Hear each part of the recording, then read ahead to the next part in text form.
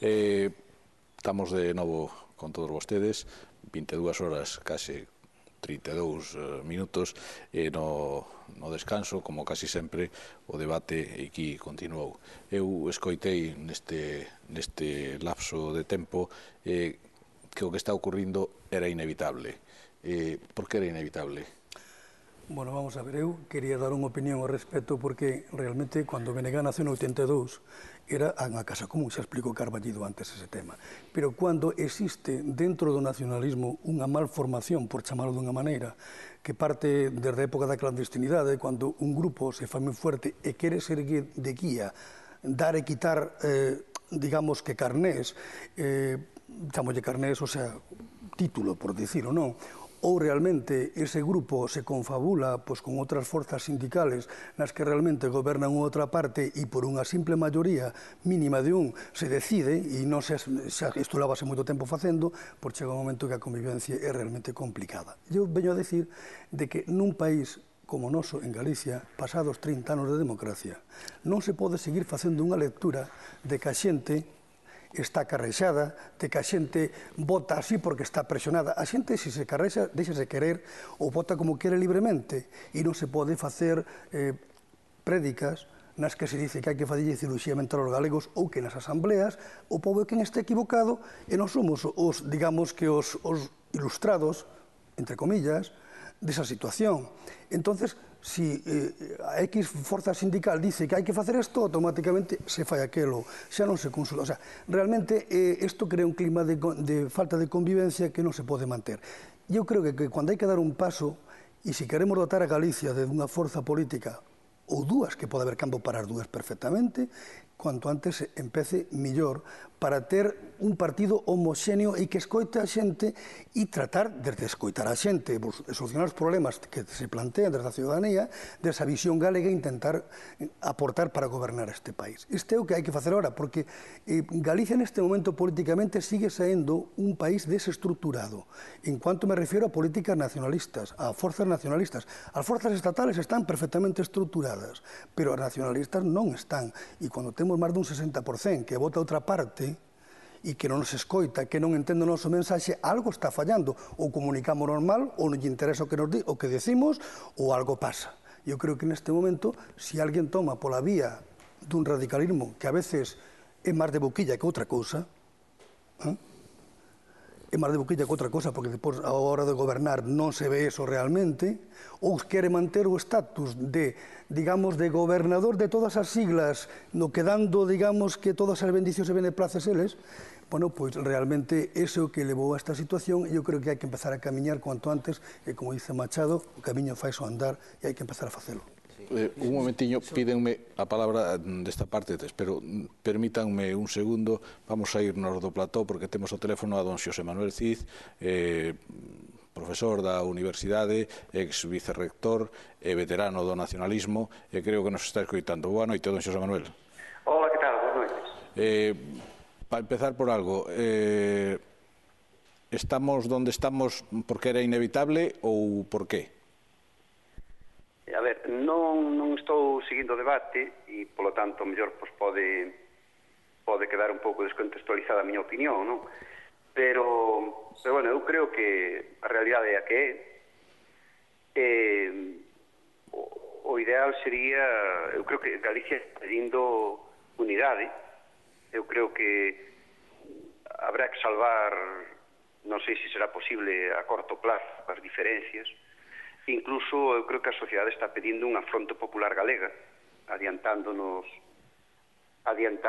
en Galicia o que poda ser a nivel estatal, porque realmente temos uns gobernos de dereitas que iban facer maravillas, acabar co paro e non sei cantas cousas máis, e ao final están facendo o mismo máis radicalizado e parece que temos que aplaudirlle. E entón eu creo que eso só demanda unha fronte popular, non divisións, senón fronte popular. Eu creo que a xente escindida agora do bloque, máis o bloque, máis outras forzas que se sumen a unha alternativa que, pensando no país, non? Eu penso que é a única alternativa que pide a sociedade neste momento, non? Entón, sin xulgar que as diferencias foran suficientemente importantes como para agora poden xurdir dúas forzas no nacionalismo, eu penso que o camiño está en encontrarse, que o espacio electoral non é tan grande como se pode parecer, crear unha forza electoral e obter uns resultados electorais bons non é fácil. Eu creo que temos o experimento de Cataluña, do País Vasco, creo que o haber a coalición de Amaiur deu un gran resultado no País Vasco, non? E ademais da aposta conseguiron un forte apoio social. Eu penso que Galicia neste momento non está para experimentos dises, non? É dicir, está para posiblemente para unha repetición do goberno de dereitas se as cousas non cambian daqui ás eleccións, e eu creo que só se pode cambiar por unha gran aposta de unidade, que pensemos no país e que pensemos que isto ten solución, e sumando todas as forzas de esquerdas nacionalistas nunha fronte popular galega. Pero, don Xosé Manuel, deixeme facer algunha revisión. Eso non era o que había ata o de agora? Non estaban, o nacionalismo non estaba xa nunha fronte unida?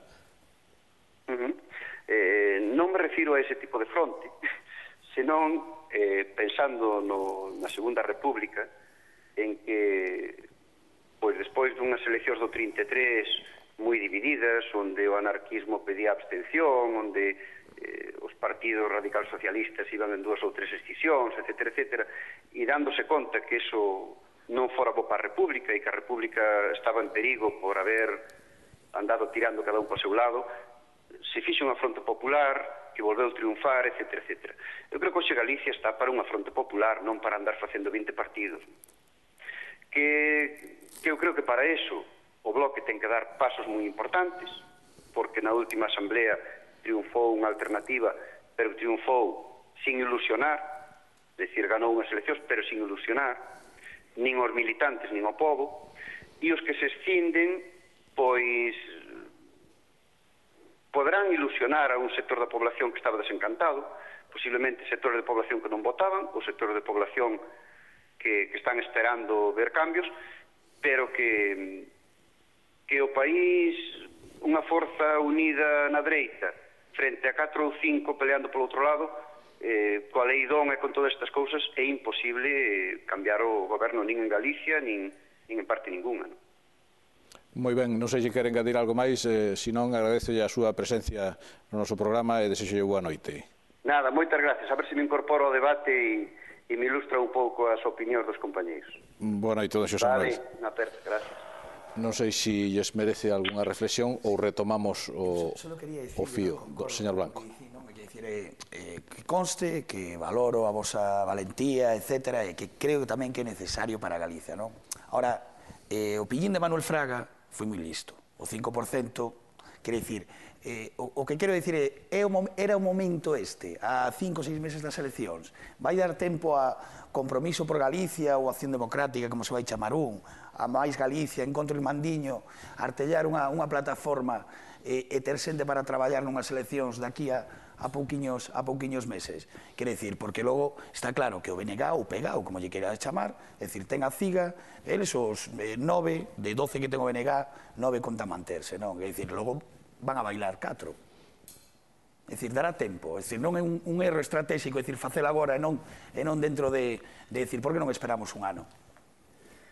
Sí, eu personalmente penso que vamos a ver na situación na que nos atopamos agora mesmo de recortes de dereitos, nunha crise aplastante económicamente, nunha situación nefasta para o país, no que a mocidade sigue tendo que emigrar, no que se recortan todos os dereitos adquiridos, sí que necesitamos, non podemos agardar máis. Eu penso que o país non pode agardar 4 anos máis a que nos poñamos de acordo e a facer unha alternativa crible e con forza e con posibilidades de comezar a ter representatividade e nun futuro a curto prazo, medio prazo, poder ser unha forza hexemónica no país. Entón, neste sentido, xa se están tendo os primeiros contactos por parte do novo proxecto común que, como saberedes, como entendo que sabe parte da xente que nos está vendo hoxe, está composto pola alternativa, digamos, a UPEGA nesta última Asamblea Nacional do BNG.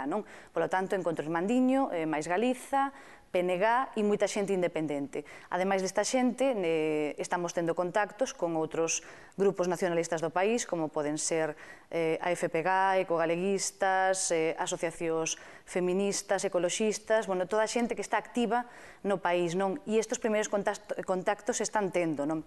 Despois, pola base, tamén está vendo mañá mesmo, por exemplo, aquí en Ourense, o Encontro Irmandiño, Xosé Manuel Beiras, vai vir á Universidade, á Facultade de Ferro, para comezar a traballar xa nestes grupos de base locais, non? Para, por unha parte, explicar a base, os mínimos do novo proxecto común e escoitar, sobre todo, escoitar que é o que quere a xente, non? Que é o que demandan estas persoas e estes colectivos organizados para o país. Polo tanto, o tempo é pouco, pero hai que intentalo porque o país eu penso que non pode agardar. Se non cousa para darvos folgos, un tipo en Asturias como Cascos fixo Foro Asturias en nada, en unha cena e tal, ahora ten 13.000 afiliados. Señor Quintana.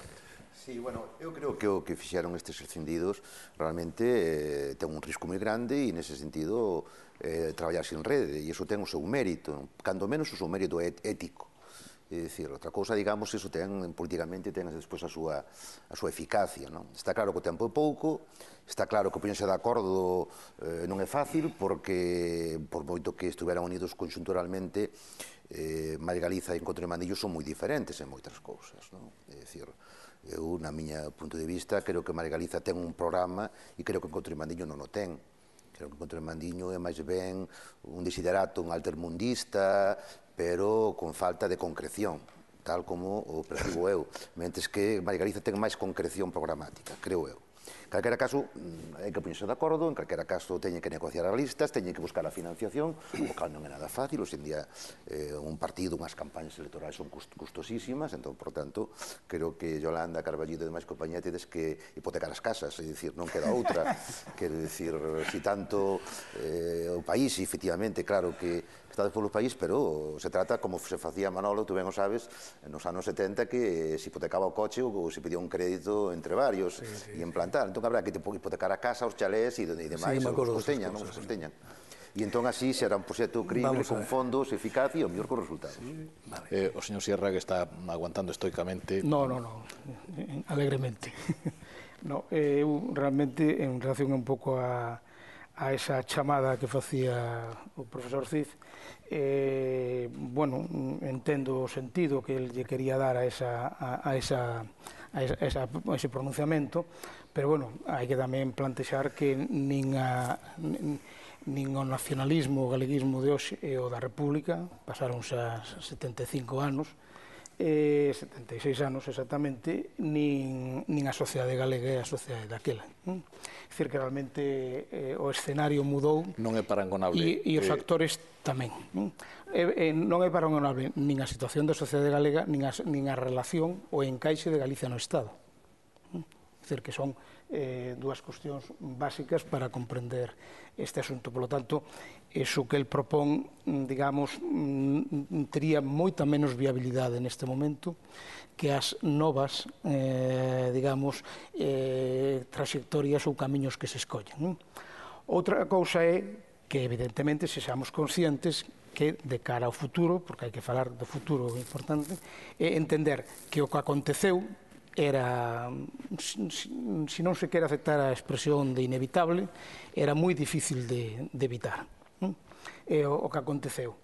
E entón, o escenario que se produce con esta situación, que xa está dada, por lo tanto, hai que traballar e operar con ela, é ver e explorar se hai posibilidade na sociedade galega de desenvolver outro proxecto nacionalista e galeguista que lógicamente non parta dunha estrutura frontista, porque eso foi a motivo que de alguma maneira desactivou a anterior, por tanto, Encontro Irmandiño tiña que clarificar un pouco esa cuestión, porque se fala tamén de outro frente, e, por lo tanto, en ese sentido había que plantexalo, e despois, plantexando que o que se trata é de abrir un proceso de creación de outra alternativa en que a única maneira viable de que esa alternativa chegue a prosperar e, lógicamente, que faga unha especie de un colector non somente de toda a xente que se escinde ou que se marcha do BNG, senón con toda unha sociedade civil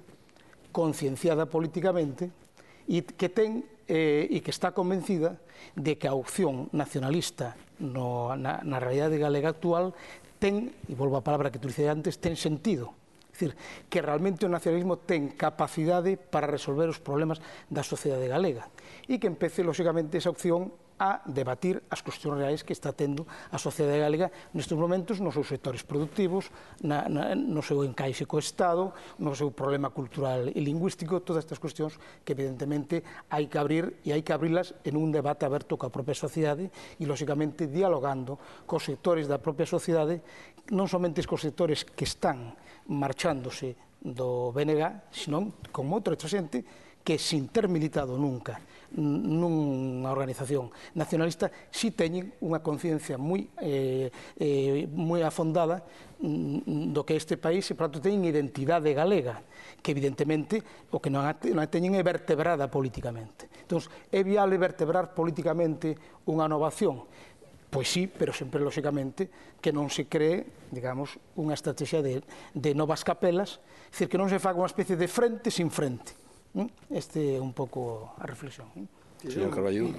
A raíz do que decía por teléfono o profesor Cid, eu entendo a súa posición, o seu voluntarismo incluso, porque, efectivamente, na situación na que estamos, con un señor Feijóo que leva 3 anos sin facer absolutamente nada, crecendo o índice de paro en Galicia moito máis que a media española, dun señor que dixo en campaña electoral que iba a acabar co paro en 45 días e temos hoxe ratios de paro máis grandes que no Estado español. Con un señor que en 3 anos non fixo absolutamente ninguna medida estratégica, un mesmo acabase de reunir con o señor presidente do goberno español, o señor Rajoy, e eu, nas declaracións que oí, só son vaguedades. Ante esta situación, evidentemente, hai que actuar e, polo tanto, eu entendo que se poda decir, oi, hai que unirse todos contra isto. Pero o problema é que, como decía antes o señor Sierra, a unidade non é de boquilla, de palabra, é dicir, a unidade ten que ser unidade real, non? E iso, unha fronte tipo dos anos 30 hoxe sería inviable. Habrá que fazer unha fronte o día que, por exemplo, se Marrocos decide invadirnos, con tanques e avións e estas cousas, a mellor habrá que fazer unha fronte para eso, pero se non, en este momento unha fronte eu creo que está un pouco descontextualizada. A fronte xa había, e a unidade xa había. Este BNG que existía era teóricamente esa fronte e esa unidade. Que pasa? Que non lle podemos chamar unidade a unha organización na que ten unha asamblea, digamos, onde se decide o seu ideario político e onde se deciden os seus referentes e só está parte. Entón, eso non é unidade. Por tanto, eu creo que ese modelo creo que non debemos olvidar. En este momento, a sociedade, afortunadamente, ten un nivel de madurez moi importante. A veces parece que non o queremos recoñecer, pero sí o ten. E eu creo que tampouco temos que pensar, como decía Quintana, é certo, todos que tuvemos que poñer cuartos para pagar as locales e para pagar as campañas e fazer estas derramas, e teremos que seguir pagando cuotas, porque por eso estamos afiliados. Certamente tampouco se pode pretender hoxe un partido dese estilo, é dicir, non vamos ter unha sede en cada cidade, nin necesario, é dicir que incluso hoxe as campañas non se fan tampouco con eses grandes recursos que se facían antes, hai que facer outro tipo de comunicación, que é certo que a nos pillanos, certamente, en máis Galiza, no caso no que estou eu agora, pois nunha situación de recén nacidos e con unha debilidade importante. Pero eu creo que eso non quita, primeiro, que o paso teña que ser dado xa, porque senón o problema que estaba producindo era que en esa casa onde estábamos militando para intentar transformar, cada vez tiñemos, por un lado, menos votos, é dicir, menos respaldo social, e cada vez tiñemos menos xente. A xente estábase marchando. Este é o momento, comentaba de algún de vos, este é o momento preciso ou oportuno para facer isto? Seguramente non. Seguramente non. Pero é certo que se non se fai agora, dentro de 6 meses, aquí quedaría alguén para pagar a luz. E entón o problema é que ou reaccionas ante eso, e efectivamente é unha aposta arriscada, e tamén ou reaccionas ante eso, ou se non, ves que se produce un grau de desafección moi importante por parte da xente, que a xente deixa de votar. E se a xente deixa de votar, quen ten razón é a xente, non somos nós.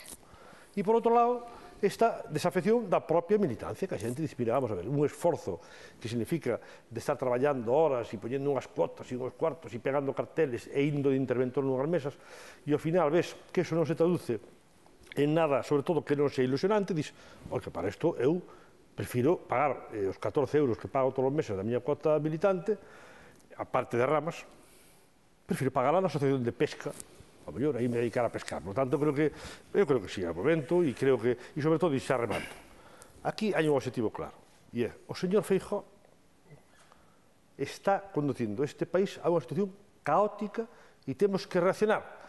Por iso digo que eu dudo moito que este paso que se diu non vaya precisamente nesa dirección. Creo que ese é o camiño. Ben, gracias, señor Carballido. En Twitter a xente estáse movendo, surxiu un novo, fala de que é interesante o debate, Satrapías dice, moito hai que explicarlle a xentiña, apertas a Yolando do Campo e demais compañeiros. Despois dice outra vez, ala la Virgen, Xosé Manuel Cid, en Frente Popular Galega, Xosé Manuel Cid, non digo máis nada. La Loretín dice, difícil situación do nacionalismo galego, Cecais fallou a comunicación, a falla de autocrítica ou a difícil convivencia, pregúntase. Insiste, o que pasa é que o momento é bastante peliagudo, estamos engrosando xa de PC Ourense, non si, Viquiños. E logo, o Xío Novo tamén dice, boa reflexión sobre a percepción da identidade galega e a súa necesidade de reformulación adaptada á cidadanía, que me parece que se falaba antes por aquí de todo eso. Quedou con movimentos de asentimento cando eu preguntaba ao señor Sierra en que días na súa intervención sobre si había parangón entre a situación actual e a dos anos 30, despois da intervención de Xosé Manuel Cid. Vostedes que a cabeza decían que non, pero, profesor, sitúenos. Sí, no, son épocas evidentemente totalmente diferentes, escenarios diferentes, forzas políticas diferentes, pero é comprensible, digamos, que o profesor Cid, digamos, esa boa vontade, esa idea ben intencionada de todos unidos contra. Pero evidentemente a política, para ben ou para mal, non é simplemente todos unidos contra. A política hai intereses particulares, hai estrategias concretas, erradas ou non erradas, entón a política é algo moito máis complexo, con a simple unidade fronte a. E entón, se vemos a política con sentido realista, tal como realmente é, e non tal como quixéramos que fose, pois vemos que realmente as dinámicas internas, organizativas, pois contan máis que os intereses do país moitas veces, quero dicir. E entón, iso é así, e iso no BNG se ten visto, pero se ve no BNG, se ve no BNG, se ve no PP, se ve no PSOE, en toda a forza política, digamos, o que priman son os intereses organizativos en primeiro lugar, e en segundo lugar, si de paso, pois se beneficia un programa e un país, estupendo, pero o primeiro é o propio. E os partidos son así, é dicir, a famosa lei de ferro da oligarquía formulada xa a final do século XIX por Michels, dicía claramente, é dicir, son as élites partidarias as que realmente deciden, por moito que todo se revirta dunha pintura democrática ou participativa, non? Entón, ao final son os pactos entre as élites, non? Esos pactos entre as élites internas no BNG funcionaron durante moito tempo, cando menos ata o ano 2002, e a partir de aí en adiante, pois a cousa foi en picado. É dicir, de alguna maneira, a situación actual ten a súa orixe, primeira no ano 2002, a partir que cando un sector do BNG, que hai que dicir as siglas, porque non se vos entende se non dicir as siglas, non sei que medo tedes a dicir as siglas, tanto de sindicatos como de partidos internos, é dicir, un sector interno do BNG, o máis poderoso, o máis eficaz, por outra parte, e o máis intelixente, por outra parte, pois decidiu dar un xiro interno e non permitir, non ceder tanto como ceder ata o momento. Entón, ese grupo interno, que era o UPG, ata o ano 2002, repartir incentivos selectivos entre as élites internas, repartir a postos nas listas, repartir internamente, entón todo mundo estaba razonablemente contento, e chega un momento que dice, non vamos ceder máis, e vamos a votar a quen era o líder externo, que era Beiras. A partir dese momento se entra nunha dinámica que daqueles polvos estes lodos, non? Inda que a situación sexa diferente, pero a orixe está ali. E entón, nese sentido, tan responsables son uns como outros, é dicir, e iso é así, non? Entón, a clave está en quen manda aquí. Quen manda aquí, iso é a clave. A parte do PEGA, que son disciplinados e traballadores, non? Porque, dicir, non sei cantos afiliados había no BNG, pero son uns 8.000, 9.000, por aí, non? 8.000, 9.000, eles a priori tiñan 900. Non chegaban a 900, a máis a meu favor, e van á asamblea e consiguen gañala. E porque están os amigos, parentes, os amigos, parentes, etc. Pero non, o sea, é unha forza, non? E logo, a mí o que me chama a atención no BNG é dicir, o sea, no BNG non, no nacionalismo, non que era a premisa do programa. Que dicir, porque logo hai unha parte nacionalista, que, o sea, máis de centro, como unha Teresa Taboas, incluso que se barallaba a posibilidade nos mentiderios nos ruses de que un Rafa Cuíña, que, digo, bueno, se só me falta Manuel Baltar tamén, que de verdade é un nacionalista de dereita, é dicir, non sei como se pode, esa sensibilidade, como pode casar cun discurso de Beiras altermundista, que o modelo de Beiras é Chávez. Entón, é dicir, non sei, entre Chávez e, bueno, un dos modelos, é dicir, o sea, non modelo ideolóxico, sino aos que sonreímos, non? Con outros que son marxistas, leninistas, etc. Tampouco ves a diferencia. E vendo os papeliños de un que levaron a Asamblea, os papeliños de outro, tampouco apreciei tantas diferencias. Digo, isto ten que ser unha cousa persoal, máis que de programa. Señor Sierra. Bueno, es que a parte das cuestións organizativas que se teñen dito aquí, que teñen moito peso no desenvolvemento do proceso que estamos a describir, hai tamén que evidentemente son as que fan que se demande unha nova configuración política no ámbito do nacionalismo e do galeguismo, e tamén o tema do discurso e o tema do liderado social. Entón, o tema do discurso é fundamental, e o tema do discurso en estes momentos é fundamental porque a propia situación que estamos a vivir está facendo moi necesario o pronunciamento das forzas políticas sobre o modelo social ao que se queren apuntar. E en ese sentido, e sobre todo nun país como o noso, onde a parte de formar parte do esquema global, nese discurso centro-periferias, que non é centro-periferias, son centros e periferias, con diferente perfil, pero en ese discurso engádese, digamos, a propia crise, pero tamén a propia historia dos procesos que se están producindo aquí e algúns dun calado extraordinario. É dicir, a ver, se falabas estes días do tema da concentración de 2 concellos e tal, e que se está vendendo como algo extraordinario, non é que sea extraordinario que se fundan os concellos, o que sería extraordinario, o que é necesario é pronunciarse sobre o modelo territorial deste país. Entón, evidentemente, hai que, lógicamente, pronunciarse sobre un modelo territorial, sobre un modelo económico, sobre o carácter das políticas públicas en relación á sociedade na que estamos, o tema da saúde, o tema da educación, o tema da cultura, no noso caso o conflito lingüístico. É dicir, esas cuestións hai que encaralas dunha forma para clarificar a sociedade como se poden plantear eso, e depois ver que nas políticas sociais, izquierda, dereita e tal, a izquierda que no modelo socioeconómico que se vive hoxe, que se pode practicar e que todos practican cando gobernan dende a esquerda, son unhas políticas moi limitadas, pero eso sí, son unhas políticas herdeiras do neokeynesianismo e da socialdemocracia e todo eso, pero que, bueno, sin necesidade de acudir a estas etiquetas, si precisan reafirmar a necesidade de que os sectores públicos son os únicos que se poden salvagardar o interese xeral. E aí producir ese debate, en caso en concreto de Galicia, o tema do medio rural, o tema da crise demográfica auténticamente profunda, é o problema máis grave que temos en Galicia neste momento, é o tema sociodemográfico, é o tema central, e eso sumado á estructuración do modelo económico e do modelo territorial que queremos para este país. O tema dos concellos, o tema das comarcas, o tema das áreas metropolitanas, o tema das provincias, etc. Gracias, señor Sierra. Antes a intervención de Xavier Blanco suscitaba intencións de intervención por este lado. Reacomodábanse no sitio don Manuel Iglesias e doña Yolanda Pérez. Bueno, pois vostedes reacomódense, non se vayan, facemos unha paradiña e volvemos.